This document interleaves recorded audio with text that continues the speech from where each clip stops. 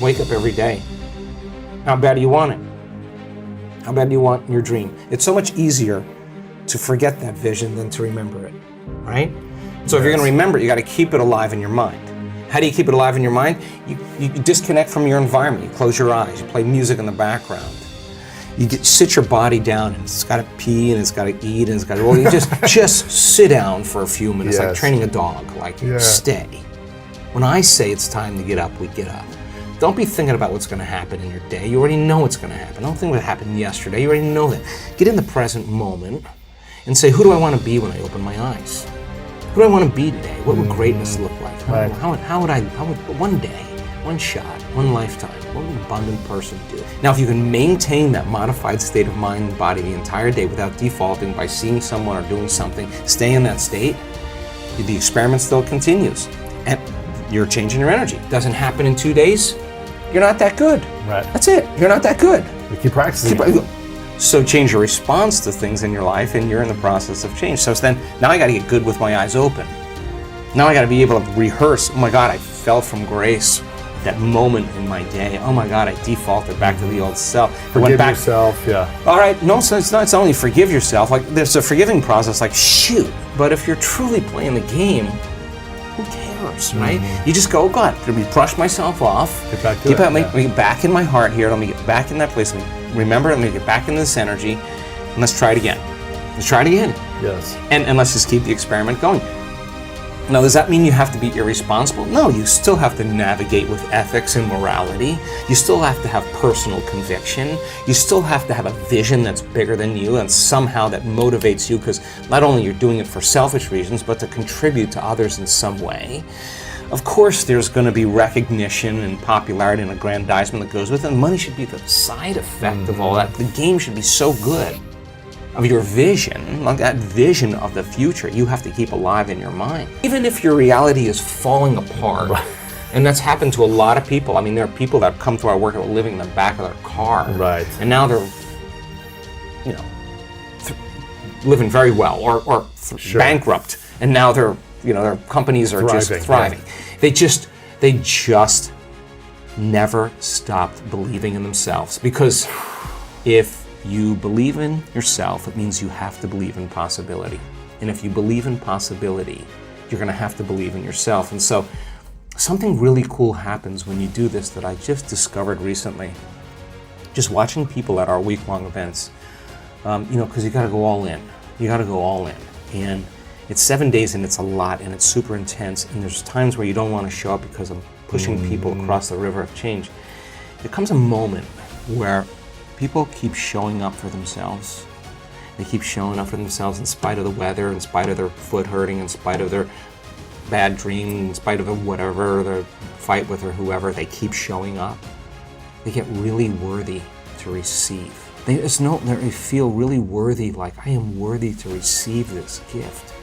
And the universe only gives us what we think we're worthy of receiving, right? So we got to get to that point, because so many people who are in lack somehow don't feel worthy, right? So the abundance then becomes the sign that you finally become worthy. And for the soul, it's not about the abundance. It's about mastering your worthiness. And the reflection is the things that you accumulate. My dad used to say this to me all the time. He'd say, wait a second. Just sit down with me here. If anybody else can do it, you could do it also. Well, let's just start there. So how did these people do it? Like, let's look at what they did. Right. All right, let's study. This is a school of greatness. Let's study greatness. What is greatness? Like an uncompromising will, invincibility, lead with their heart, adapt and make changes, let go of the past, give life, live it fully and completely, and embrace it and enjoy it. I don't know, whatever, you get to write the script. Yeah. All beliefs are based on past experiences. So you have an experience where you lose money, you have an experience where money's taken away from you, you have an experience where you don't have enough, you're living in a place where there's not enough money, or a family that's not enough money. Then the emotion that most people are living by on a moment-to-moment basis is lack. So the body is saying, I'm waiting for some external event to occur. I win the lottery, I marry the right guy, whatever it is, that you're waiting for that event to occur. That experience produces an emotion. So the emotion then takes away the lack. And so when we play the game in three-dimensional reality, the creation game in three-dimensional reality, one point of consciousness, I'm here. The other point of consciousness is where I'm placing my dream. So I'm separate from that experience. So then how do I get to that experience? In three-dimensional reality, you got to get up and you got to do something. You got to go to work. You got to drive to work. It takes energy. You got to fill your car with gas. You got to eat food. You got to work. All this stuff. You got to sleep. You got to recover if there's stress. And now people are, in a sense, waiting for the experience that's 10 years down the road or 30 years down the road to happen, to take away the lack of them not having it. And unfortunately, many times when the experience finally occurs, they can't enjoy it because they're too exhausted, right? The problem is the distance between the thought of what you want and the experience of actually happening for most people is the concept called time, right? Between cause and effect, right? So some people develop the ability to manage themselves and manage their life. They develop certain skills and they can pay for it and they can get it very quickly. The problem is when the novelty of that experience wears off, the car, and they're no longer identifying with that, and the feeling of emptiness and lack comes back. They need to find something else. They got to go to find something else. And so there's this game that goes on where you never have enough, right? And that's the lack game. The person who's living in lack is waiting for their wealth to feel abundant. They're waiting for their success to feel empowered. They're waiting for their healing to feel gratitude. They're waiting for their new relationship to feel love. They're waiting for their mystical experience to feel awe. That's the Newtonian model of reality of cause and effect. Waiting for that event to happen to take away this separation or lack. Nothing wrong with it. It's the way most people create. But what we've discovered is actually something else. The moment you feel gratitude, your healing begins. The moment you feel worthy and abundant, you're generating wealth. The moment you're empowered, you are moving towards your success. The moment you're in love with yourself and you're in love with life, you'll create an equal. The moment you are in awe of life, you're going to have a mystical experience. And so that's causing an effect, right? Now here's the key. This takes practice. Yes. Because the person who's living in lack is usually unworthy, is usually insecure, is usually in their past, they're usually frustrated, they're usually impatient, they're usually resentful because nothing's changing out there because it's taking too long. Well, everything takes a lot of time when you do matter to matter, right? So then if you teach them, okay, we know all about that. We know the story behind that. We know what your parents told you about money, all that other. Don't worry about it. Don't worry about it. But now let's do something that would be really cool.